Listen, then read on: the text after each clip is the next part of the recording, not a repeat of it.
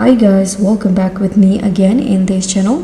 On today's tutorial, I'm going to show you how you can delete colors saved on your DTI color palette. So if you're overwhelmed by too many colors in your DTI outfit, you don't need to worry. In this quick tutorial, I'll show you the easiest way to delete unwanted colors on your color palette in DTI.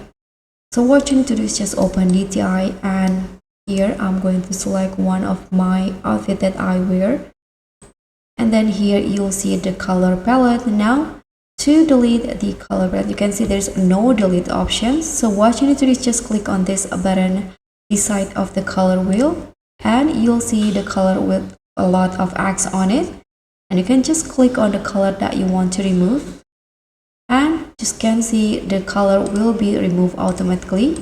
Just repeat the steps until the color that you want all deleted. When you are done, just click on the button again and close the color palette or color wheel. So that's pretty much all. I hope this simple tutorial will be helpful for you. Don't forget to like, comment, and subscribe. Also click on thanks. Bye.